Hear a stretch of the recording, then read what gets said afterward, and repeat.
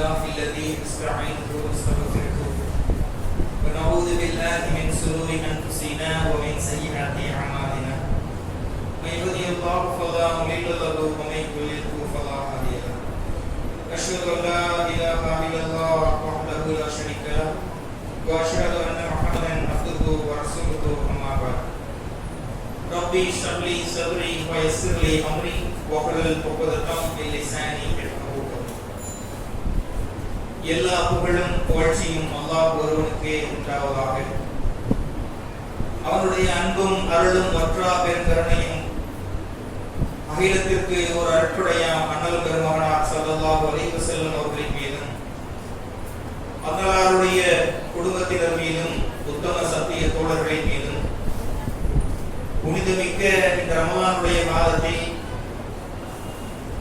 ஒற்றைப்படையினுடைய கடைசி நிலையை அடைந்திருந்து அந்த மாதம் நம்மை விட்டு கடந்து செல்ல போகிறதே என்ற ஒரு விதமான ஏக்கத்தோடும் அதே நேரத்தில் இந்த மாதம் முடிவதற்குள்ள இயன்ற அளவு நன்மைகளை நல்ல சிந்தனைகளை புத்துணர்வூட்டக்கூடிய சிந்தனைகளை வளர்த்துக் கொள்ள வேண்டும் என்று பேராவலோடு அல்லாஹ்வின் நிலைக்கு குழுமியிருக்கக்கூடிய நம் அனைவர்களின் மீதும் அல்லாஹ்வின் சாந்தியும் சமாதானமும் உண்டாவதாக. எந்த ஒரு நோக்கத்திற்காக இந்த மாதத்தை அடைந்தோமோ, எந்த ஒரு நோக்கத்திற்காக நம்முடைய அமல்களை செய்தோமோ, எதையெல்லாம் அல்லாஹ்விடத்திலே எதிர்பார்த்து காத்திருக்கிறோமோ அப்படிப்பட்ட கூலிகளையும் மன்னிப்பையும் அருளையும் பரக்கத்தையும் நம் அனைவருக்கும் நிரம்ப தருவானாக இன்ஷா அல்லாஹ். கண்ணியத்திற்குரிய சகோதர சகோதரிகளே, அல்லாஹ் ரப்பல் ஆலமீன் நமக்கு கொடுத்த பெரும் கருணையும் கொடையும் என்பதே இந்த இஸ்லாமிய மார்க்கத்தில் நம்மை பிறக்கச் செய்திருப்பதுதான். ஒருவேளை இஸ்லாமியர் அல்லாமல் பிறந்திருந்தாலும் இந்த மார்க்கத்தினுடைய சத்தியத்தை உணர்ந்து கொண்டு இந்த சத்திய பாதையிலே சங்கமித்து நடைபோட்டுக் கொண்டிருக்கிறோமே, இந்த பேரருளுக்காக மட்டுமே அல்லாஹ்வுக்கு வாழ்நாள் முழுவதும் நன்றி செலுத்தக்கூடியவர்களாக நாம் இருக்கலாம். அல்லாஹ் நமக்கு செய்த அருட்கொடைகளை எல்லாம் எண்ணி பார்த்தோம் என்று சொன்னால் உங்களால் எண்ணி முடிக்க முடியாது என்று அல்லாஹ் திட்டவட்டமாக சொல்லிவிட்டான். கடல்களை எல்லாம் மையாக்கி மரங்களை எல்லாம் எழுதுகோளாக்கி நீங்கள் அந்த அருளை எழுத நினைத்தாலும் அதுவும் உங்களுக்கு சாத்தியப்படாது சொல்லிவிட்டு அல்லாஹ் சொல்கிறான், இது போன்று இன்னொரு மடங்கு கடலை நீங்கள் எடுத்துக்கொண்டு எழுதினாலும் அல்லாஹ்வினுடைய அருளை நீங்கள் எழுதி முடிக்க முடியாது, எண்ணி முடிக்க முடியாது என்று அல்லாஹ் சொல்கிறார். அப்படிப்பட்ட ரப்பல் ஆலமீன் நமக்கு வழங்கப்பட்ட மிகச்சிறந்த அற்புதமாகவும் அருளாகவும் இருக்கக்கூடியது இந்த திருமறை குர்ஆன். இந்த திருமறை குர்ஆனிலே இந்த மனித சமூகம் நேர்வழி பெறுவதற்காகவும் அவர்கள் வழி திறந்து சென்று விடாமல் ஒரு பாதுகாப்பான நிலையிலே அவர்கள் அல்லாஹ்வை மீண்டும் சந்திக்கக்கூடிய நிலையிலே இருக்க வேண்டும் என்பதற்காகவும் இந்த திருமறை குர்ஆனை அல்லாஹ் நமக்காக இறக்கி அருளியிருக்கிறான். குறிப்பாக திருமறை குர்ஆன் இறக்கப்பட்ட அந்த நிகழ்வுக்காகத்தான் ஒரு மாதத்தையே புனித மாதமாக, அமலினுடைய மாதமாக, உள்ளத்தை பக்குவப்படுத்தக்கூடிய மாதமாக அல்லாஹ் இந்த ரமலானை நமக்கு வழங்கியிருக்கிறார். அப்படிப்பட்ட ரமலானிலே நாம் அமல்கள் செய்து கொண்டிருக்கிறோம். இதனுடைய நோக்கம் என்னவென்று சொன்னால், இந்த அமல்களின் மூலமாக நான் மறுமையிலே வெற்றி பெற வேண்டும். இதுதான் எல்லாருடைய நோக்கமும். அப்ப அல்லாஹ் ரப்பல் ஆலமீன் நமக்கு வழங்கியிருக்கக்கூடிய இந்த விஷயங்களை எல்லாம் இந்த மனித சமூகம் சிந்திப்பதற்காக நபிகள் நாயகம் ஸல்லல்லாஹு அலைஹி வஸல்லம் அவர்கள் நிறைய போதனைகளை நமக்கு செய்திருக்கிறார்கள். அப்ப அல்லாஹ் ரப்பல் ஆலமீன் வேதத்தையும் கொடுத்து விளக்கி சொல்வதற்கான ஞானத்தையும் வழங்கி ஒரு தூதரை அனுப்பியிருக்கிறான் என்று சொன்னால், அந்த வாய்ப்பையும் நழுவவிட்ட ஒருவன் எப்படிப்பட்ட துர்பாக்கியசாலியாக இருக்க முடியும்? நிச்சயமாக அவனை விட துர்பாக்கியசாலி யாருமே இருக்க முடியாது. அப்படி இருக்கக்கூடிய சில மனிதர்களை பற்றி திருமறை குர்ஆனிலே அல்லாஹ் ரப்பல் ஆலமீன் பட்டியலிட்டு சொல்கிறான். 2வது அத்தியாயம் 8வது வசனத்திலே அல்லாஹ் சொல்கின்ற பொழுது, வா மினன் நாசி மயக்கூலு ஆமன்னா பில்லாஹி வ ஃபில் யௌமில் ஆகிரி வ மா ஹும் பிமுமினீன் அல்லாஹ்வையும் மறுமை நாளையும் நம்பிக்கை கொண்டோம் என்று சொல்லக்கூடியவர்களும் மனிதர்கள் இருக்கிறார்கள். ஆனால் உண்மையில் அவர்கள் நம்பிக்கையாளர்கள் அல்ல என்று அல்லாஹ் சொல்கிறார். இந்த வசனத்தை கொஞ்சம் கவனித்து பாருங்கள். முஸ்லிம்களாக வாழ்ந்து கொண்டிருக்கக்கூடிய நம்மில் பல பேர் இந்த கேட்டகரியில வருவாங்களா என்று சொன்னால் நிச்சயமாக வருவார்கள். அல்லாஹ் தான் சொல்கிறான், அல்லாஹ்வையும் மறுமை நாளையும் நம்பிக்கை கொண்டோம் என்று சொல்லக்கூடியவர்களும் மனிதர்கள் இருக்கிறார்கள். ஆனால் உண்மையில் அவர்கள் நம்பிக்கை கொண்டவர்கள் அல்ல என்று அல்லாஹ் சாட்சி கூறக்கூடிய வசனம் 2வது அத்தியாயம் 8வது வசனத்திலே அல்லாஹ் சொல்லி காட்டுகிறார். மனிதர்களை அச்சமூட்டி எச்சரிப்பதற்கான காரணமே அவர்கள் அச்சத்தோடு இறைவனை அணுக வேண்டும், அந்த அச்சம் அவர்களுக்கு மறுமையிலே மிகச்சிறந்த பலனை அளிக்க வேண்டும் என்பதற்காகத்தான். இருந்தபோதும் இந்த மனிதன் பலவீனத்தை சுமந்தவனாக இருக்கின்ற காரணத்தினால் நன்மையிலிருந்து விலகக்கூடியவனாகவும் வடிகேட்டை தனக்குத்தானே அதிகப்படுத்திக் கொள்ளக்கூடியவனாகவும் இருக்கிறான். அதை பற்றி அதிகமாக திருமறை குர்ஆனிலே பல வசனங்களிலே அல்லாஹ் ரப்பல் ஆலமீன் இந்த மனிதர்களுக்கு எச்சரிக்கை செய்து நீங்கள் கவனமாக இருந்து கொள்ளுங்கள், இல்லை என்று சொன்னால் அந்த நஷ்டம் என்பது நீங்கள் தாங்கிக் கொள்ள முடியாத அளவுக்கு இருக்கும் என்று அல்லாஹ் ரப்பல் ஆலமீன் சொல்லுகிறார். எல்லா மனிதர்களை பார்த்தும் திருமறை குர்ஆன் பேசக்கூடிய ஒரு வார்த்தை, நீங்கள் நிச்சயமாக மரணிக்கக்கூடியவர்களாக இருக்கிறீர்கள். மரணம் என்பது உங்களை வந்து அடையக்கூடியதாக இருக்கிறது. குல் இன்னல் மௌத்தல்லதி தஃபிர்ரூன மின்ஹு ஃபஇன்னஹு முலாகீக்கும். நீங்கள் எந்த மரணத்தை விட்டு பயந்து வேண்டோடுகிறீர்களோ அந்த மரணம் உங்களை நேருக்கு நேராக சந்திக்கும். நீங்கள் வாழ்ந்து கொண்டே இருக்க மாட்டீர்கள், ஒரு நாள் இந்த உலகத்தில் இருந்து நீங்கள் துண்டிக்கப்படுவீர்கள். உங்களுடைய ஆசை பாசம் மிகுந்த குடும்பம், மனைவி, கணவன், பெற்ற பிள்ளைகள், உற்றார் உறவினர், லாபம் தரக்கூடிய தொழில், இன்னும் எதையெல்லாம் நீங்கள் அன்பு செலுத்தி உள்ளத்திலே ஈர்ப்போடு வாழ்கிறீர்களோ அந்த ஈர்ப்புகள் எல்லாம் உங்கள் அனுமதியின்றி துண்டிக்கப்பட்டு நீங்கள் உலகத்திலிருந்து பிரித்தெடுக்கப்படுவீர்கள். நிச்சயமாக நீங்கள் விரண்டு ஓடினாலும் மரணம் உங்களை சந்தித்தே தீரும் என்று அல்லாஹ் ரப்பல் ஆலமீன் சொல்கிறார். எதற்காக இந்த மரணத்தை பற்றி பல வசனங்களிலே அல்லாஹ் சொல்லி காட்டுகிறான் என்று சொன்னால், நம்முடைய விருப்பத்தின்படி வாழ்தல் என்பது ஒரு நாள் முடிவுக்கு கொண்டு வரப்படும். அல்லாஹ் எதை விரும்புகிறானோ, அல்லாஹ் எதை நாடிவிட்டானோ அதுதான் நிச்சயமாக நடந்தே தீரும் என்பதை இந்த மனித சமூகம் நினைவில் கொள்ள வேண்டும். இந்த உலகத்தை பொறுத்தவரை அல்லாஹ் செயல்களுக்கு தண்டிக்க போவதில்லை. இங்கு அமல்கள் மட்டும்தான், தண்டனை கிடையாது. மறுமையிலே கேள்விகளுக்கு மட்டும்தான், அங்கே அமல்கள் கிடையாது. ஆனால் பெருவாரியான மனிதர்களுடைய நிலை என்ன என்று சொன்னால், விருப்பத்தின்படி வாழ்ந்து கொண்டிருக்கிறார்கள், முஸ்லிம்கள் என்றும் சொல்லிக் கொண்டிருக்கிறார்கள். அதைத்தான் முன்னால் நினைவுபடுத்தினேன். மறுமையையும் அல்லாஹ்வையும் நம்புகிறேன் என்று அந்த மனிதர்கள் சொல்கிறார்கள். ஆனால் உண்மையில் அவர்கள் அதன்படி இருப்பவர்கள் அல்ல, இறை நம்பிக்கையாளர்களாக அவர்கள் இல்லை என்று அல்லாஹ் ரப்பல் ஆலமீன் சொல்லி காட்டுகிறார். அதே நேரத்தில் இந்த மனிதனுக்கு அல்லாஹ் இன்னும் கொஞ்சம் அச்சமூட்டுகின்ற வகையாக சொல்கிறான். ஒரு குறிப்பிட்ட வகை மரணங்களை சொல்லி, இது போன்ற மரணம் உங்களுக்கு ஏற்பட்டு விடக் கூடாது, நீங்கள் அதிலிருந்து ஜாக்கிரதையாக இருங்கள், கவனமாக இருங்கள் என்று அல்லாஹ் சொல்லி காட்டக்கூடிய நிகழ்வையும் நாம பார்க்கிறோம். 2வது அத்தியாயம் 161வது வசனத்தில் அல்லாஹ் சொல்லுகிறார், இன்னல்லதீன கஃபரு வமாத்து வஹும் குஃபாரின் உலாயிக அலைஹிம்.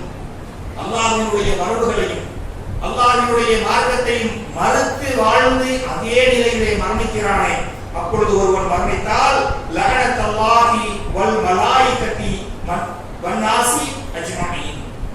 அல்லாஹ்வின் வசனங்களை மறுத்து அல்லாஹ்வின் மரபுகளை மீறி வழிகேட்டிலேயே வாழ்ந்து இணை வைத்த நிலையிலேயே மாறு செய்த நிலையிலேயே மரணித்து விடுகிறானே, அப்படிப்பட்ட மரணத்தை தழுவக்கூடிய மக்களுக்கு அல்லாஹ் சொல்லி காட்டுகிறான், அவர்கள் 3 வகையான சாபங்களுக்கு உரியவர்கள். முதலாவதாக அல்லாஹ் அவர்களை சபிக்கக்கூடியவனாக இருக்கிறான். அடுத்து வானவர்கள் அவர்களை சபிக்கக்கூடியவர்களாக இருக்கிறார்கள். அடுத்து ஒட்டுமொத்த மனித குலத்தினுடைய சாபத்தையும் அந்த உயிர் பெற்றதாக இருக்கும் என்று அல்லாஹ் ரப்பல் ஆலமீன் கடுமையான ஒரு எச்சரிக்கையை விடுக்கிறார். அல்லாஹ் உங்களுக்கு செய்த அருட்கொடைகளை நீங்கள் ஒருபோதும் நினைத்து பார்க்காமல் மனப்போட போக்கிலே வாழ்ந்தீர்கள் என்று சொன்னால் நிச்சயமாக வழிகேடு என்பது உங்களுடைய மரண நேரத்தில் அல்லாஹ்வை மறக்கடித்துவிடும், மார்க்கத்திலிருந்து பிறழச் செய்துவிடும் என்று மிக தெளிவான வசனங்களும் நபிகளாருடைய போதனைகளும் நமக்கு சொல்லப்பட்டிருக்கின்றன. அப்ப கடைசி நேரத்தில் நேரத்திலே தௌபா செய்து மீண்டு கொள்ளலாம் என்ற எண்ணத்தில் ஒருவன் வாழ்ந்தால் அதற்கும் அல்லாஹ் சொல்கிறான், இறுதி நேரத்தில் நீங்கள் கேட்கக்கூடிய பாவ மன்னிப்பு ஒருபோதும் ஏற்றுக்கொள்ளப்படாது. உதாரணமாக கொடுத்தவனாக இருந்த ஃபிரௌனுடைய வரலாற்றை பாருங்கள். நபி மூசா அலைஹிஸ்ஸலாம் அவர்களையும் அவர்களுடைய பனு இஸ்ரவேலுடைய கோத்திரத்தையும் துரத்தி கொண்டு வருகிறான். அவரது கண்ணு முன்னாலேயே அந்த கடல் விழுந்து மலைகளைப் போல நீர் உயர்ந்து வழிகள் எல்லாம் பிளந்து அந்த மக்களுக்கு உதவி செய்வதை அவன் பார்க்கிறான். அப்பொழுதே சிந்திக்கக்கூடியவனாக இருந்தால் ஃபிரௌன் உணர்ந்திருப்பான், நிச்சயமாக இது சாதாரண ஆட்சியின் மூலமாக நடப்பதல்ல, நமக்கு எதிராகவும் மூசாவினுடைய கூட்டத்திற்கு ஆதரவாகவும் இறைவனால் நடத்தப்படுகிறது என்று அவன் உணர்ந்திருக்கலாம். ஆனால் அவனுடைய வழிகேடு அவனை எங்கே சென்று விட்டது என்று சொன்னால் அதே வழியிலே அவனும் பின்தொடர்ந்து செல்கிறான். அல்லாஹ் அந்த நீரை இணைத்து அவனை மூழ்கடிக்கப் போகின்ற பொழுது திருமறை குர்ஆன் மிக தெளிவாக விவரிக்கிறது. கடைசி நேரத்திலே ஃபிரௌன் என்ற அநியாயக்காரன் மூசாவின் கூட்டத்தினர் எந்த இறைவனை நம்பிக்கை கொள்கிறார்களோ அந்த இறைவனை நானும் நம்புகிறேன் என்று சொன்னானா. ஆனால் சொல்ல வருகின்ற பொழுது இந்த இடத்திலே அல்லாஹ்வின் தூதர் ஸல்லல்லாஹு அலைஹி வஸல்லம் அவர்கள் சொல்கிறார்கள், ஜிப்ரீல் அலைஹிஸ்ஸலாம் இந்த இடத்திலே விளக்கினார்கள். கடைசி நொடியிலே இந்த ஃபிரௌன் வந்து ஈமான் கொள்கின்ற பொழுது, முகம்மதே நபியே நீங்கள் பார்த்திருக்க வேண்டுமே, கடலில் இருந்து மண்ணை அள்ளி அவனுடைய வாயில் நான் தான் போட்டேன் என்று ஜிப்ரீல் அலைஹிஸ்ஸலாத்து வஸ்ஸலாம் அவர்கள் சொல்கிறார்கள். காரணம் என்ன? சென்ற நொடி வரை அவன் வழிகேட்டிலே இருந்து கொண்டிருந்தான். கண்ணுக்கு நேராக அத்தாட்சிகளை பார்த்து இறைவனுடைய உதவி அவர்களுக்கு கிடைக்கிறது என்று தெரிந்தும் நான் தான் கடவுளுக்கெல்லாம் கடவுள் என்ற கர்வத்தோடு நடந்து கொண்டிருந்தான். அவனுடைய வழிகேடு அவனை ஆபத்திலே வீழ்த்தி விட்டது. வழியின் காரணமாக இதற்கு மேல் தப்பிக்க முடியாது என்ற அந்த ஆற்றாமையின் காரணமாக அல்லாஹ்விடத்திலே அவன் இறுதியாக மன்றாடுகிறான். அல்லாஹ் தௌபாவினுடைய மன்னிப்பினுடைய வாசலை அடைத்து விடுகிறான். எதற்காக இந்த சம்பவம் சொல்லப்படுகிறது? முஸ்லிம்களாக இருந்து கொண்டு மனம் போல போக்கிலே எல்லாவற்றையும் செய்து கொண்டு என்னுடைய வாழ்க்கையில் நான் வெற்றி பெற்று விடுவேன் என்று யாராவது கனவு கண்டு கொண்டிருந்தால், இப்பொழுது என்னுடைய உடல்நிலை நன்றாக இருக்கிறது, பொருளாதாரம் நன்றாக இருக்கிறது, குடும்ப சூழல் நன்றாக இருக்கிறது, எல்லாம் வளமாக சென்று கொண்டிருக்கிறது என்று யாராவது மாற்றம் எடுத்த வழியிலிருந்து பிறந்தவர்களாக தன்னுடைய வாழ்வை அமைத்துக் கொண்டிருந்தால், அல்லாஹ் எல்லா பாதைகளுக்கும் ஒரு முடிவை வைத்திருக்கிறான், எல்லா பயணங்களுக்கும் ஒரு முடிவை வைத்திருக்கிறான். நிச்சயமாக மரணம் என்னையும் ஒரு நாள் சந்திக்கும். இந்த எண்ணத்தை திருமறை குர்ஆன் முழுவதிலும் நாம நினைவுபடுத்தக்கூடிய அந்த செய்திகளை நம்மால் பார்க்க முடியும். அதே நேரத்தில் அல்லாஹ் இந்த மரணத்தினுடைய பயத்தை மனிதர்களுக்கு ஏற்படுத்துவதற்கு காரணம், அல்லாஹ் 3 விதமான வாழ்க்கையை மனிதர்களுக்கு கொடுத்திருக்கிறார். ஒன்று உலக வாழ்க்கை, மரணித்து விட்ட பிறகு கபரினுடைய வாழ்க்கை, அடுத்ததாக மறுமையினுடைய அவனுக்கு சொர்க்கமா நரகமா என்று தீர்ப்பளிக்கக்கூடிய வாழ்க்கை.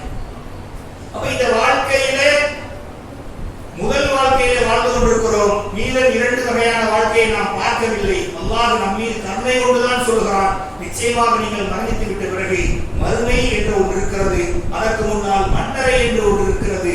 நீங்கள் சிந்திக்கக்கூடியவர்களாக இருந்தால் அல்லாஹ்வுக்கு நீங்கள் அஞ்சிக் கொள்ளுங்கள். அல்லாஹ்வுக்கு நீங்கள் அஞ்சிக் கொள்ளக்கூடியவர்களாக இருந்தால் உங்களுடைய அமல்களை நீங்கள் சரி செய்து கொள்ளுங்கள்.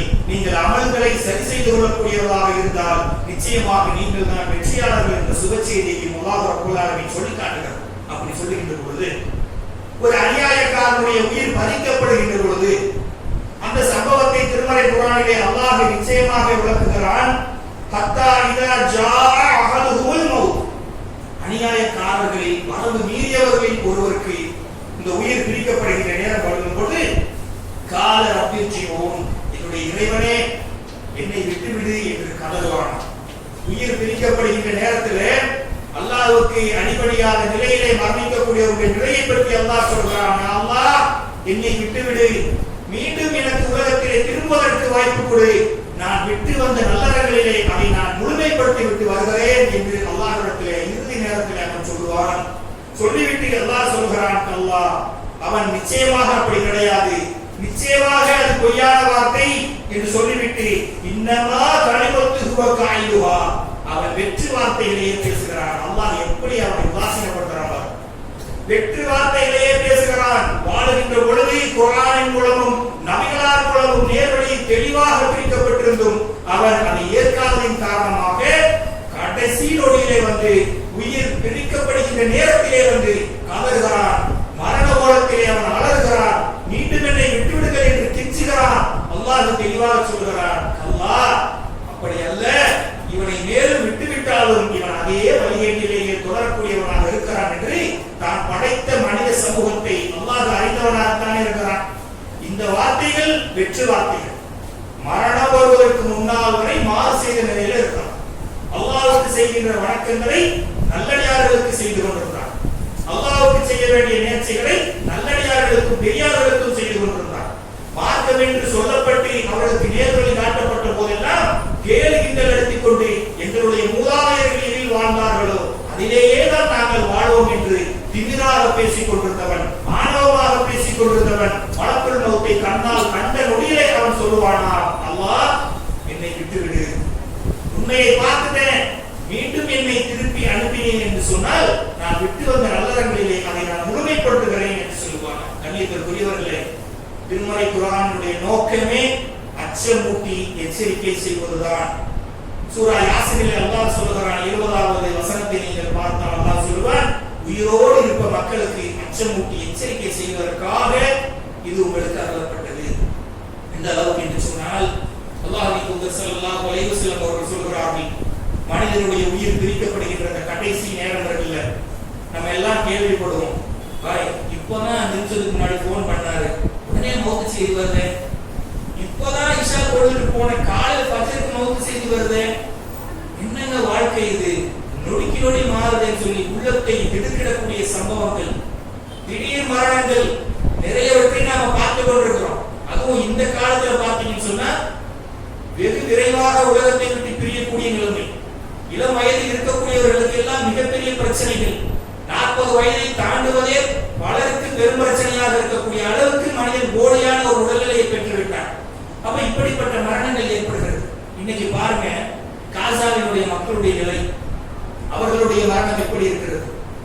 அல்லாஹ் அருள்வளம் செய்யப்பட்ட பூமி, பல நபிமார்கள் வரிசையாக அங்குதான் பிறந்திருக்கிறார்கள். மரியம் அலைஹிஸ்ஸலாம் அவர்களுக்கு அல்லாஹ் ஒரு உணவு கொடுத்து அற்புதம் செய்த பூமி.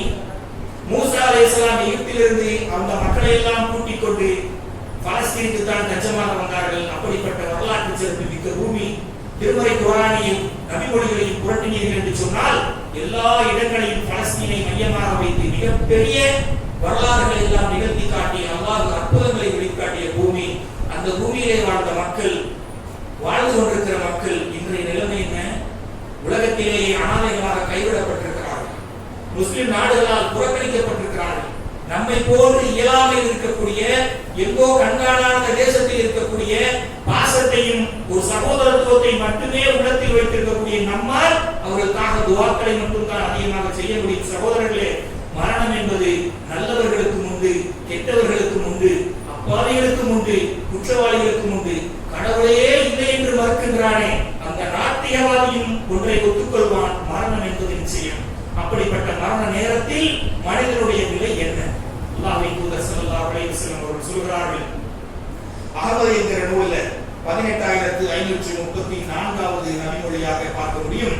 அல்லாஹ்வின் தூதர் ஸல்லல்லாஹு அலைஹி வஸல்லம் அவர்கள் சொன்னார்கள், ஒரு மனிதனுடைய மரண நேரம் நெருங்கிவிட்டால், அல்லாஹ் அவனுக்கு விதிக்கப்பட்ட நேரத்தை நெருங்கிவிட்டால், அது 10 மணியாக இருந்தது என்று சொன்னால் 9:59க்கும் நிகழாது, 10:01க்கும் நிகழாது. அவன் நாடிய நேரத்தில் கச்சிதமாக அந்த செயல் செய்து முடிக்கப்படும். எப்படி இருக்கும் என்று சொன்னால், அன்புக்குரியவர்களே, இந்த நொடிகளை நாம் நினைத்தோம் என்று சொன்னால் வாழ்க்கையிலே செய்து கொண்டிருந்த தவறுகளை விட்டு விடுவோம். இனிமேல் செய்யக்கூடிய காரியங்களிலே ஹலாலா ஹராமா என்று பார்க்கக்கூடிய ஒரு நம்பிக்கை உள்ள மக்களாக ஆகிவிடுவோம். அல்லாஹ்வின் தூதர் ஸல்லல்லாஹு அலைஹி வஸல்லம் அவர்கள் சொல்கிறார்கள், ஒரு மனிதருக்கு மரண நேரம் ஏற்பட்டால் அவருடைய கண்கள் நிலை குத்தியவர்களாக, கைகால்கள் பின்னிக் கொண்டவர்களாக, தான் காணக்கூடிய காட்சியை வெளியே சொல்ல முடியாத ஒரு நிலைக்கு அவர்கள் தள்ளப்படுவார்கள். எந்த அளவுக்கு என்று சொன்னால், இந்த உலகத்திலேயே வாழ்கின்ற பொழுது அல்லாஹ் மனிதர்களுக்கு கொடுக்கின்ற ஒரு வாய்ப்பு என்ன தெரியுமா? மலக்குமார்களை அப்படியே கண் முன்னால் அவன் பார்ப்பான், பார்த்து விட்டு தான் மௌத்தான். உயிரை பறிக்கக்கூடிய வானவர்கள் நம்ம நினைக்கிறோம் ஒருவர் வருவார் என்று அல்லாஹ்வின் தூதர் சொல்கிறார்கள். மரண படுக்கையிலே அல்லது ஏதோ ஒரு நிலையிலே அல்லாஹ் நாடிவிட்ட பொழுது மரணத்தை சந்திக்கக்கூடிய அந்த உயிர் கண்களால் காணக்கூடிய காட்சியை அல்லாஹ்வின் தூதர் சொல்கிறார்கள். தன்னுடைய கண்கள் எவ்வளவு தூரம் பார்க்க முடியுமோ அவ்வளவு தூரம் மலக்குமார்கள் ஜமாத்தாக வருவாங்க ஒரு உயிரை பறிப்பதற்காக.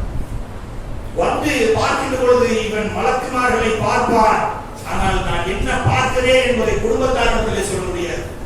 பிள்ளை குட்டிகள், தாய் தந்தைகள் தன்னை சுற்றி 1000 பேர் இருந்தாலும் நிகழ்வை அவன் சொல்ல முடியாத நிலையிலே இருப்பான். அல்லாஹ்வின் தூதர் சொன்னார்கள், அந்த மலக்குகளை அவன் பார்க்கின்ற பொழுது அவனுக்கென்று நியமிக்கப்பட்ட மௌத்துல் மலக்குல் மௌத் இருக்கிறாங்களே, அந்த மௌத்தினுடைய வானவர் எழுந்து வந்து அவனுடைய தலையருகே அமருவார்கள். அமர்ந்து நல்லடியாராக இருந்தால் எப்படி உயிர் எடுப்பார்கள் தெரியுமா? அல்லாஹ்வின் தூதர் சொல்லுகிறார்கள், அப்படியே வர்ணித்து சொல்கிறார்கள். நீண்ட ஹதீஸ் படிக்க படிக்க படிக்க மனிதனுக்கு பதற்றத்தை ஏற்படுத்தக்கூடிய ஹதீஸாக இருக்கிறது. தலைமாட்டின் அருகே உட்கார்ந்து சொல்வார்களாம், அல்லாஹ்வின் அருள் பெற்ற உயிரே, அல்லாஹ்வின் மன்னிப்பின் பக்கமும் அல்லாஹ்வின் அருளின் பக்கமும் உன்னுடைய உயிரை வெளியேற்று என்று சொல்வார்கள். எப்படி நல்ல மனிதன் அல்லாஹ்வுக்கும் தூதருக்கும் கட்டுப்பட்டு வாழ்க்கையை இஸ்லாத்தின் அடிப்படையில் அமைத்துக் கொண்ட மனிதனுக்கு மரணத்தினுடைய மலக்கு அவர்களை சந்திக்கின்ற பொழுது அவர்கள் சொல்லக்கூடிய வார்த்தை, அல்லாஹ்வின் அருள் பெற்ற உயிரே, அல்லாஹ்வின் பக்கம் விரைந்து உன்னுடைய உயிரை வெளியேற்று என்று சொல்வார்கள். அல்லாஹ்வின் சொல்கிறார்கள். அப்படி சொல்லுகின்ற பொழுது அந்த நல்லடியார் எனக்கும் மரணம் வரும் என்று காத்துக் கொண்டிருப்பார். நான் நினைத்தது வந்துவிட்டது என்று மகிழக்கூடியவர்களாக இருப்பார். எத்தனை பேருக்கு அல்லாஹ் இந்த வாய்ப்பை தருவோம்? அல்லாஹ் நம் அனைவருக்கும் அந்த வாய்ப்பை தரணும். அப்படி இருக்கின்ற பொழுது நபிகளார் சொல்கிறார்கள், அவனுடைய உயிர் வெளியேற்று என்று சொன்னவுடன் வெகு இலகுவாக வெளியேறும். எந்த அளவுக்கு என்று சொன்னால், தோல் பையிலே நீர் நிரப்பப்பட்டு அதை அப்படியே மெதுவா சாச்சோம்னா ஏதாவது கஷ்டமான தண்ணீர் விழுவுமா? ஈஸியா விழுவும். கை நிறைய தண்ணீரை வைத்துக் கொண்டு அதை சாய்க்கின்ற பொழுது எவ்வளவு இலகுவாக நீர் வெளியேறுகிறதோ அந்த அளவுக்கு அந்த உயிர் உடலில் இருந்து அந்த உயிர் வெளியேற்றப்படும். அப்படி வெளியேறுகின்ற பொழுது அந்த மலக்குமார்கள் அந்த நல்ல உயிரை, நல்லடியார் உயிரை எடுப்பதற்கு எப்படி வருவார்கள் என்று சொன்னார், சொர்க்கத்திலிருந்து ஒரு கஃன் துணி எடுத்து வருவார்கள். அவருடைய கைகளிலே கஃன் துணி இருக்கும், நறுமணம் கமலக்கூடிய கஃன் துணியாக இருக்கும். அந்த காட்சியை அவன் பார்ப்பான். என் உயிரை அதில் வைக்கப் போகிறார்கள் என்பதை அவன் பார்ப்பான். கஃன் துணியோடு அந்த வாசனை திரவியங்கள் கலந்த கலவையும் மலக்குமார்கள் எடுத்து வருவார். எப்படிப்பட்ட கண்ணியம் பாருங்க! ஒரு முஸ்லிமுக்கு, ஒரு கட்டுப்பட்டு வாழ்ந்த ஒரு அடியானுக்கு எடுத்து வந்து அவனிடத்திலே உயிரை வெளியேற்று சொன்னபோது இலகுவாக வெளியேற்றி, அந்த உயிர் வெளியேறிய பிறகு ஒரு நொடி கூட காவலிக்காமல் அந்த கஃனிலே வைத்து நறுமணம் கமல அவனை விண்ணை நோக்கி உயிர் எடுத்து செல்லப்படும். அல்லாஹ்வின் தூதர் அப்பொழுதுதான் சொல்றாங்க, தன்னுடைய உயிர் ரூஹ் பிரித்து செல்லப்படுவதைத்தான் அந்த கண்கள் நோக்கி கொண்டிருக்கின்றன. கண்ணை அப்படி மேல பார்த்த மாதிரி இருக்காங்க பாத்தீங்களா? கண்ணை இறங்க அப்படி மூடி விடணும். தன் உயிர் சென்றதை அவர் பார்ப்பார். தன் ரூஹ் எப்படி இருக்கும் என்பதை ஒரு மனிதர் பார்ப்பார். மலக்குமார்கள் எப்படி இருப்பார்கள் என்பதையும் மரண நேரத்தில், சக்கராத்துடைய நேரத்தில் ஒரு மனிதர் பார்ப்பார். இப்படிப்பட்ட நிலையிலே நல்லவருடைய உயிர் எடுத்து செல்லப்படும் சகோதரர்களே. எடுத்து செல்லப்பட்டு முதல் வார்த்தை அப்படி எடுத்து செல்லும்போது அல்லாஹ்வின் தூதர் சொல்கிறார்கள், உலகத்த கஸ்தூரிகளிலேயே மிகச் சிறந்த கஸ்தூரியினுடைய மனத்தில் உலகத்தை விட்டு அந்த உயிர் புறப்படும் என்கிறார். இறுதி பயணம் ஒரு மனிதனுக்கு எப்படி இருக்கு? அப்படி கிளம்பும் போனவுடனே முதல் வானத்திற்கு செல்லப்படும். யார் வந்திருக்கிறது? இந்த நறுமணம் கமலக்கூடிய உயிர் யார் என்று அந்த மலக்கு கேட்பார்களாம், பொறுப்பாளர்கள் கேட்பார்களாம். அப்பொழுது மலக்குல் மௌத் சொல்லுவாராம், இன்னாருடைய மகன் இன்னார், அவருடைய உயிர் என்று சொல்லுவார்களாம். கண்ணியத்திற்குரியவர்களே, இறந்த பிறகும் தந்தையை பெருமைப்படுத்தக்கூடிய வாக்கியத்தை அல்லாஹ் நமக்கு தந்திருக்கிறான். உங்களுடைய பெற்றோரிடத்திலே நல்ல முறையில் நடந்து கொள்ளுங்கள். அதே நேரத்தில் பெற்றோர்களாக இருக்கக்கூடிய நீங்கள் குழந்தைகளை நல்ல முறையில் நடந்து கொள்ளுங்கள், நீதியாக நடந்து கொள்ளுங்கள். மரணத்திற்கு பிறகு கூட ரூஹ் பிரிக்கப்பட்ட நிலையிலும் அவர் சொல்லுவான், இன்னாருடைய மகன் இன்னார் என்று தந்தையின் பெயர் சொல்லி அந்த ரூஹ் அழைக்கப்படும். அப்பொழுது அந்த உயிர் பிரிகின்ற பொழுதே நல்ல உயிருக்கு நபிகளார் சொல்கிறார்கள், வானத்திற்கும் பூமியிலும் இருக்கக்கூடிய எல்லா மலக்குமார்களும் அவருக்காக துஆ செய்வார்கள். இது நம்ம மறுமையை பற்றி பேசுறாங்க. உலகத்தில் இருந்து உயிர் பிரிகிறது போதே இவ்வளவு கண்ணியத்தை அல்லாஹ் தருகிறார். எல்லோரும் துஆ செய்வார்கள். ஒவ்வொரு வானத்திற்கு செல்லுகின்ற பொழுது அந்த மலக்குமார்கள் சொல்வார்கள், என்னுடைய வாசல் வழியாக உயிர் செல்லட்டும் விரும்புவாங்க. நல்லவர்களுடன் நல்லவர்கள் சேருவாங்கன்னு சொல்லுவாங்கல்ல, அந்த மாதிரி அல்லாஹ்வின் அருள் பெற்ற அந்த ரூஹ் என்னுடைய வாசல் வழியாக செல்லட்டும் என்று வானத்தின் மலக்குகள் காத்துக் கொண்டிருப்பார்கள், அவரை வரவேற்பார்கள். இப்படி ஒவ்வொரு வாசலாக சென்று 7வது வாசலுக்கு 7வது வானத்திற்கு செல்வான். செல்கின்ற பொழுது அங்கே ஒரு இது சொல்லப்படும். அங்கேயும் போன பிறகு அல்லாஹ்வின் புறத்திலிருந்து ஒரு அறிவிப்பாளர் வந்து சொல்லுவார், இவன் அல்லாஹ்வுடைய நல்லடியார், இவரை இல்லியூன் என்று சொல்லக்கூடிய அந்த ஏட்டிலே பதிவு செய்து விடுங்கள் என்று அல்லாஹ் சொல்லுவான். இல்லியூன் என்பது நல்லவர்களும் இறையச்சவாதிகளும் தகுதிமிக்க மக்களையும் பதிவு செய்யக்கூடிய ஒரு ஏடு. அது அல்லாஹ் அல்லாஹ்விடத்திலே வானவரின் மூலமாக பாதுகாக்கப்படக்கூடிய ஒரு ஏடு. அந்த ஏட்டிலே நீங்கள் அவனை பதிவு செய்து விடுங்கள். சொல்லிவிட்டு அல்லாஹ்வினுடைய அந்த அறிவுக்கு சொல்லுமா, மனிதனை பூமியிலிருந்தே படைத்தோம், அவனை பூமியிலிருந்தே எழுப்புவதாகவும் வாக்களித்திருக்கிறோம், மீண்டும் அந்த ரூகை பூமிக்கே அனுப்புங்கள் என்று அவர்கள் சொல்லப்படும். அப்பொழுது கண்ணியமான முறையிலே அந்த ரூக்கு மீண்டும் பூமிக்கு வந்து அந்த உடலிலே கொடுக்கப்படும். சகோதரர்களே, இவ்வளவு பெரிய ப்ராசஸ் எப்ப நடக்கும் தெரியுமா? நம்ம அடிக்கடி ஒரு ஹதீஸ் கேள்விப்பட்டிருக்கோம். நம்ம கொண்டு போய் ஒரு ஜனாசாவை வச்சு அடக்கிட்டு நடந்து வருகின்ற பொழுது கடைசியில் அவருடைய காலடி தடத்தையும் அந்த ஜனாசா காதில் வாங்கும். அதற்கு பிறகுதான் கேள்வி கணக்கு என்று சொல்லுவோம் இல்லையா? அந்த ப்ராசஸ், அந்த கேள்வி கணக்கு என்பது ஆரம்பிக்கிறதுக்கு முன்னாடியே உயிர் விரிந்து குழியிலே வைத்து கடைசியில் அவர் நடக்கிறாரே, அதுக்கு முன்னால் இவ்வளவு பெரிய வேலையும் நடக்கும்.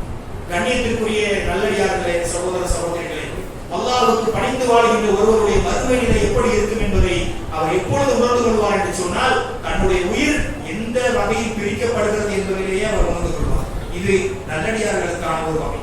அதே நேரத்தில் வாழ்க்கையிலே அல்லாஹ்வினுடைய அந்த வரவுகளை எல்லாம் மறுத்து தூதரை ஒரு பொருட்டாகவே நினைக்காமல் மனோ இச்சைப்படி வாழ்ந்து மரணித்த ஆணும் பெண்ணும் இருப்பார்களே, அவர்களுடைய உயிரை பறிக்கக்கூடிய வானவர்களை பற்றி அல்லாஹ்வின் தூதர் அதே ஹதீஸிலே வர்ணிக்கிறார்கள். ஒருவர்களே, வானவர்கள் வருவார்கள், கடுமையான பலசாலிகளான ஒரு பயங்கர தோற்றத்திலே வருவார்கள். அதையும் அந்த மனிதன் பார்ப்பான், எதுவும் பேச முடியாது. அப்பொழுது அல்லாஹ்வினுடைய சாபம் பெற்ற உயிரை, உன்னுடைய உடலிலிருந்து உயிரை வெளியேற்று என்று சொல்வார்கள். சொன்னால் இவன் வெளியேற்றுவானா? அதுக்காக அவன் காத்திருந்தான். உலகத்திலேயே வாழ்ந்து இன்பத்தோடு இன்பமாக கலந்து விட வேண்டும் என்று வாழ்ந்து கொண்டிருந்தவன் மரணத்தை பற்றி நினைப்பானா? அப்போ உயிரை வெளியேற்றி என்று சொல்கின்ற பொழுது அந்த உயிர், அல்லாஹ் சொல்ற உயிர் உலகத்திலேயே ஓடும், மனிதர்களாக பிரிந்து ஓடும். எங்க ஓட முடியும்? அல்லாஹ் சொல்கிறார்கள், அப்படி ஓடுகின்ற உயிரை ஒரு ஈர கம்பளியில நிறைய முட்கள் நிறைந்த கம்பியை, முள் கம்பியை சுற்றி இழுத்தால் எவ்வளவு கடினமாக இருக்குமோ அது போன்று அந்த அநியாயக்காரனுடைய உயிரை மலக்குமார்கள் பிடிக்கி எடுப்பார்கள். எடுக்கின்ற பொழுது திருமறை குர்ஆனிலே அல்லாஹ் சொல்கிறான், அவர்களுடைய முகங்களிலும் முதுகுகளிலும் பின்புறங்களிலும் அடிப்பார்கள். வானவர்கள் அடித்து சிரமத்தோடு சிரமமாக அந்த உயிர் பிடிக்கி எடுக்கப்படும். எந்த அளவுக்கு என்று சொன்னால், முள் கம்பியை ஈரமாக இருக்கக்கூடிய கம்பளியிலே சுற்றி இருப்பது போன்று கடினமாக இருக்கும். அவ்வளவு கடினமாக இருக்கின்ற பொழுது அல்லாஹ்வின் தூதர் சொல்கிறார்கள், அவனுடைய நரம்புகளும் அவனுடைய எலும்புகளும் துண்டு துண்டாக்கப்படும் என்று சொல்றார். அப்போ தன்னுடைய மறுமை நிலை என்ன என்பதை தன்னுடைய உயிர் பறிக்கப்படுகின்ற பொழுதே மனிதன் பார்த்து விடுவான். அப்படிப்பட்ட மோசமான உயிரை பறிக்க வருகின்ற பொழுது கைகளிலே அவர்கள் கஃன் துணியை வைத்திருப்பார்கள். அது ஒரு முடியாலான ஒரு கேவலமான ஒரு துணியாக இருக்கும், துர்நாற்றம் வரக்கூடிய துணியாக இருக்கும், இவருடைய ரூஹும் துர்நாற்றம் அடிக்கக்கூடியதாக இருக்கும். அவர்கள் இந்த கேவலமான உயிரை எடுத்துவிட்ட பிறகு தன்னோடு வைத்துக் கொள்ள விரும்பவே மாட்டார்கள். நொடி பொழுதும் தாமதிக்காமல் வைத்து உடனடியாக வானத்திற்கு அந்த அநியாயக்காரனுடைய இறை மறுப்பாளருடைய மார்க்கத்தை மீறி அல்லாஹ்வின் பக்கம் திரும்பியே பார்க்காமல் இருந்து விடுகிறானே, அவருடைய ரூஹு அப்படி கொண்டு செல்லப்படும். ஒவ்வொரு மலக்குமார்களும் அவனை சமிப்பார்கள், உயிரெடுக்கும் சமிப்பார்கள். ஒவ்வொரு வானத்திற்கும் செல்கின்ற பொழுது அந்த வானத்தின் வாக்குகள், என் வழியே நீ சென்று விடாதே என்று வானத்தின் வாசல்களை மூடிக்கொள்வார்கள். அதைத்தான் நபிகளார் ஓதி காட்டினார்கள். திருமறை குர்ஆனிலே அல்லாஹ் சொல்வான், ஊசியின் ஓட்டைக்குள், ஊசியின் துவாரத்தில் ஒட்டகம் நுழைகின்ற வரை இவர்கள் வானத்தின் வாசல்கள் அவர்களுக்காக திறக்கப்படாது என்று சொல்கிறார். இதனுடைய விளக்கம் இதுதான் என்று அல்லாஹ்வின் தூதர் சொல்லி காட்டினார். அநியாயக்காரனுடைய ரூஹு வானத்தை அடைகின்ற பொழுது வானத்தினுடைய வாசல்கள் அடைக்கப்படும். அப்ப அல்லாஹ் ரப்பல் ஆலமீன் இடத்திலிருந்து இதுவரும் சிஜ்ஜீன் என்று சொல்லக்கூடிய தாழ்ந்த பூமிக்கு அடியில் இருக்கக்கூடிய ஒரு ஏட்டிலே அவனை பதிவு செய்து விடுங்கள் என்று சொல்லப்படும். சொல்லிவிட்டவுடன் பதிவு செய்தவுடன் மீண்டும் அந்த உயிர் உடலுக்கு செலுத்தப்படும். எப்படி தெரியுமா சகோதரர்களே? வானத்திற்கு எடுத்து செல்லப்பட்ட அந்த உயிர் மேலிருந்து தூக்கி வீசப்படும். நல்லவருடைய உயிர் கண்ணியமான முறையிலே வந்து மீண்டும் அவருடைய கபரிலே வைக்கப்படுகிறது. கெட்டவருடைய மோசமானவருடைய உயிர் வானத்திலிருந்து வீசப்படும். அதைத்தான் அல்லாஹ் திருமறையை சொல்லுவான், வானத்திற்கு பார்வையால் தூக்கி சென்று மேலிருந்து போடப்பட்டவனை போல நீங்கள் ஆகிய வசனத்தை நபிகளார் ஓதி காட்டினார். அப்படி போடப்பட்டவுடன் இரண்டு சாராருடைய உயிர்கள் இப்படி இருக்கப்பட்டவுடன் இறுதியாக அடக்கம் செய்துவிட்டு அந்த மக்கள் எல்லாம் கடந்திருக்க பிறகு முன்கர் நக்கீர் என்று சொல்லக்கூடிய இரண்டு வானவர்கள் வருவார்கள். வளம் வாய்ந்த கொடூரமான கடுமையான ஒரு தோற்றம் கொண்ட கருப்பு நிறத்திலும் ஈரல் நிறத்திலும் உலகத்தினுடைய அந்த முன்கர் நகையில் வருவார்கள். நல்லவர்களுக்கும் அப்படித்தான் வருவார்கள், தீய மனிதர்களுக்கும் அப்படித்தான் வருவார்கள். வந்த பிறகு அவர்களிடத்திலே ஆரம்பமாக கேள்வி கேட்பார்கள். இந்த இடத்தை கொஞ்சம் கவனித்து பாருங்கள் சகோதரர்களே. நல்லவரிடத்திலே கேட்கப்படுமா உன்னுடைய ரப்பு யார் என்று கேட்ட பொழுது அவன் சொல்லுவான், மொத்தமாக கலிமாவை சொல்லிவிடுவான். உன்னுடைய தூதர் யார் என்று சொல்லுகின்ற பொழுது முகமது ரசூலுல்லாஹி ஸல்லல்லாஹு அலைஹி வஸல்லம் என்று அதையும் சொல்லிவிடுவான். உன்னுடைய வேதம் எது என்று சொன்ன பொழுது திருமறை குர்ஆன் தான், அதை நான் படித்திருக்கிறேன், அதன்படி நான் நடந்திருக்கிறேன் என்று தெளிவாக சொல்லிவிடுவானாம். இதே ஒரு அநியாயக்காரனிடத்திலே கேட்கின்ற பொழுதும் அவன் என்ன சொல்லுவான் தெரியுமா சகோதரர்களே? அவன் உலகத்திலே முஸ்லிமாக வாழ்ந்திருப்பான், நானும் முஸ்லிம் என்று சொல்லியிருப்பான். அவன் சொல்லக்கூடிய பதிலை அல்லாஹ்வின் தூதர் சொல்லி காட்டுகிறார்கள். இவர் யார் என்று உனக்கு தெரியுமா என்று அல்லாஹ்வின் தூதரை காட்டி கேட்பார்களா? அந்த அநியாயக்காரன் சொல்லுவானா, எனக்கு இவர் யார் என்றே தெரியாது. எப்படிப்பட்ட கஷ்டவாளி! உலகத்திலே அவன் முஸ்லிமாக இருந்திருப்பான். அல்லாஹ் சொன்னானே மறுமையை நம்புறேன், அல்லாஹ்வை நம்புறேன் சொல்லுவான். ஆனா இவன் நம்பிக்கையாளன் கிடையாது இருப்பான். அப்படிப்பட்டவனுக்கு கேள்வி கேட்கின்ற பொழுது அல்லாஹ்வின் தூதரை காட்டி கேட்கின்ற பொழுது அவன் சொல்லுவான், இவர் யார் என்று எனக்கு தெரியாது. இவரை பற்றி நீ என்ன நினைக்கிறேன் என்று கேட்ட பொழுது அப்பொழுதும் அவர் சொல்லுவானா, மக்கள் எல்லாம் சொல்லிக் கொண்டிருந்தார்கள், மற்றபடி எனக்கு தெரியாது என்று சொல்லுவானாம். இழப்பு என்றால் அதுதான் சகோதரர்கள் இறப்பு.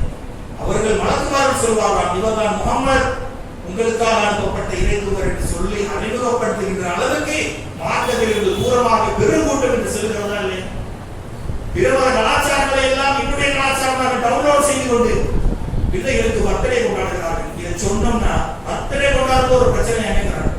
பிற மதத்தை நீங்கள் விரும்பி அந்த செயல்பாடுகளை செய்தீர்கள் என்று சொன்னால் ஆட்டோமேட்டிக்காக மார்க்கத்திலிருந்து நீங்க கொஞ்சம் கொஞ்சமாக நகர்ந்து சென்று கொண்டிருக்கிறீர்கள். இதனுடைய விளைவு என்ன தெரியுமா?